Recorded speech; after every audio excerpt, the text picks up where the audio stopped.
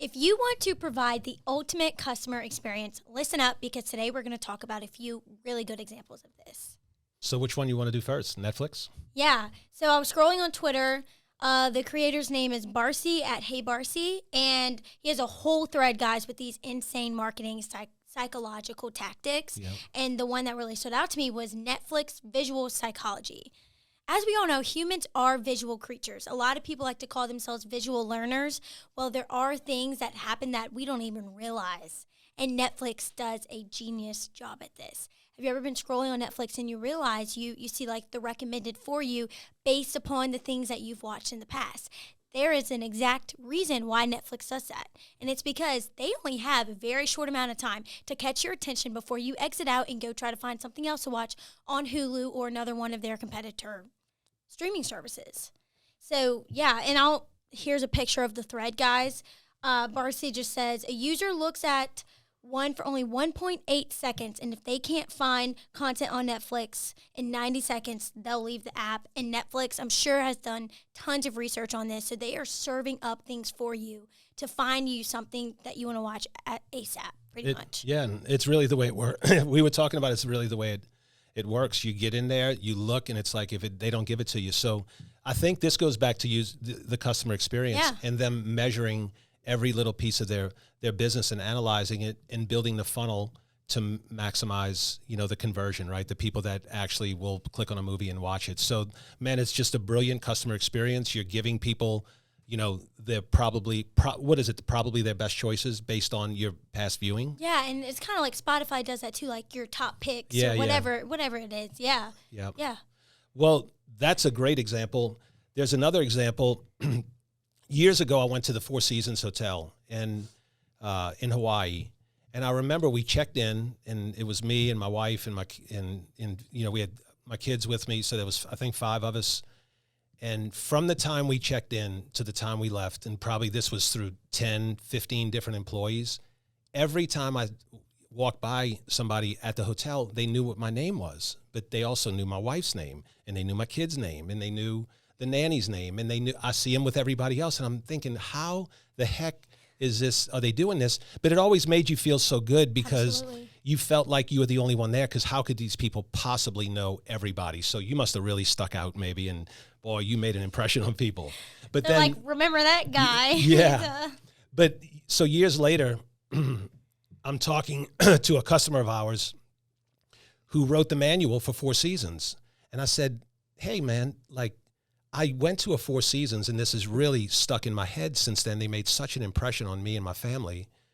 How do you guys do that? Like how did they do that? He said that was one of the main things when you hire somebody in the handbook, and he wrote the policy. This guy happened to write the policy, that the emotional effect that it has on someone when you tell them that in an environment like a hotel where there's a lot of people, it makes them feel like they're special. Yep. And he said, so we train our people on how to do that. And he was the one that actually implemented that policy at the Four Seasons. But it's another example of a great customer experience that you've anticipated an action you can take that's going to give your customer a positive emotional feeling, and you integrate that into your processes. So it's brilliant.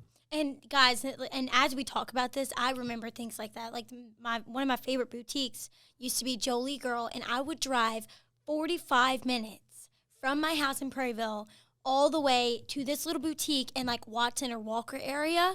And they knew my name, they knew my style, they knew the clothes that I bought in the past. And I would walk in, they would greet me, and they would start picking out things that they thought I would like. And it was an experience. I would rather drive 45 minutes out the way to go shop there than somewhere that's 10 minutes down the road because of the way that they made me feel. They made me feel like I was their only customer. Yeah. So, and we were saying like this can apply to many other industries. It doesn't have to be these streaming services or like products like that. So. No, not at all.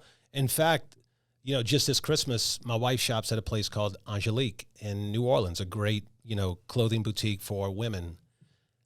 That's typically if I go buy her a present, that's where I'll go. I walked in the door.